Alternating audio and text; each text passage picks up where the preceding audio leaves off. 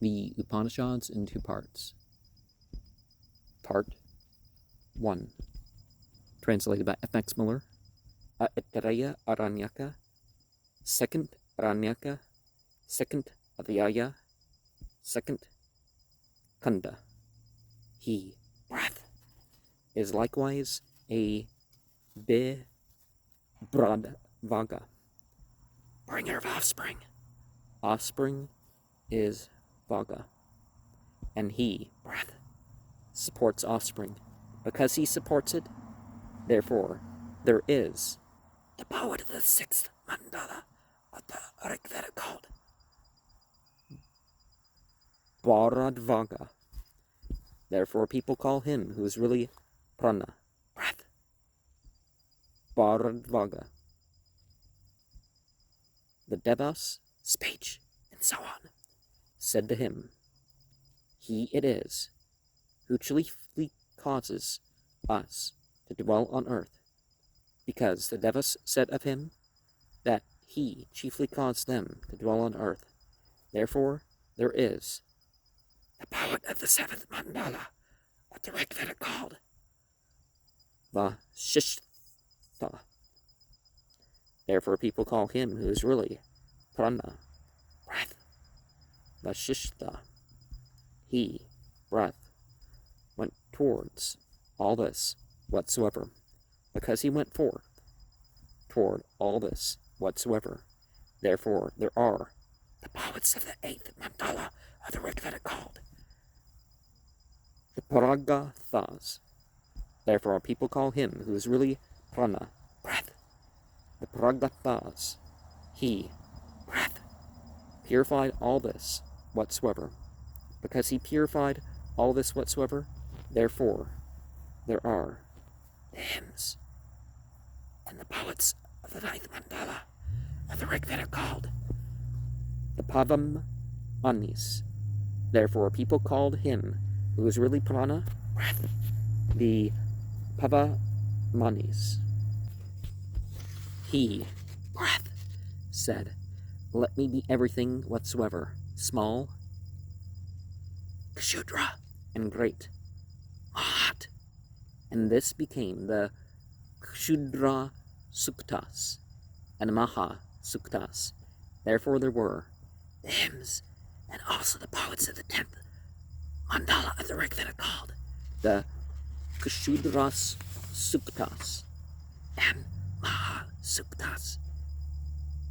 Therefore people call him who is really prana, breath, the Kshudra Suktas and Maha Suktas. He, breath, said at once, you have said what is well said, Suukta.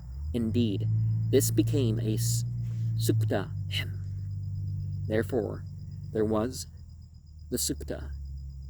Therefore, people call him who was really prana, breath, Sukta. He, breath, is a Rik verse. For he did honor to all beings by entering into them. Because he did honor to all beings, therefore, there was the Rik verse. Therefore, people call him who is really prana, breath, Rik.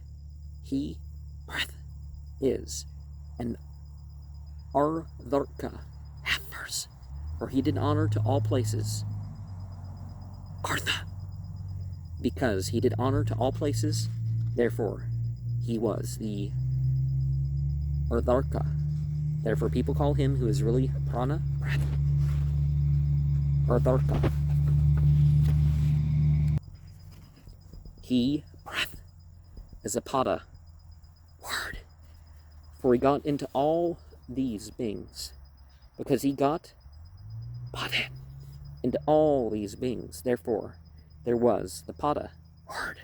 Therefore, people call him who is really prana, breath, pada. He, breath, is an akshara, syllable, for he pours out ksharata, gifts, to all these beings, and without him, no one can pour out atik sharata, gifts.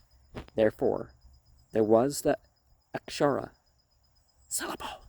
Therefore, people call him who is really prana, breath, akshara. Thus, all these Rik verses, all Vedas, all sounds, are one word, means prana, breath. Let him know that prana is all Rik verses.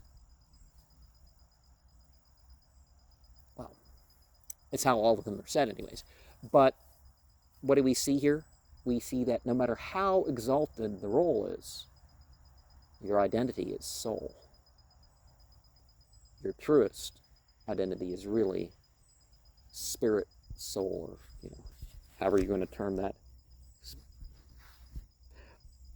And that the light beings and all that, well, it's us beings of choice in our incarnation that enables them.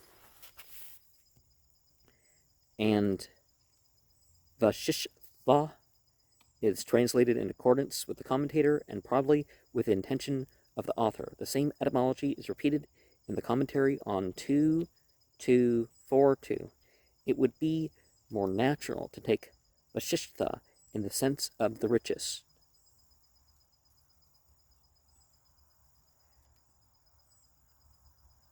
He went forward towards. This is an interpretation of the commentator, and the proposition Abbe seems to show that the author too took that view of the etymology of Pragatha.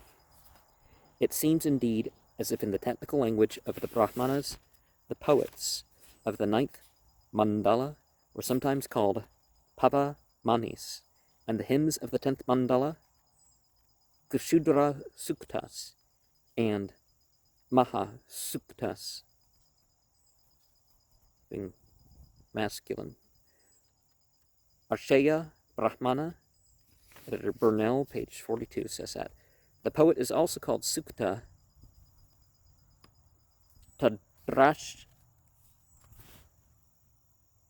Tape Suktanamako Boot, says the commentator.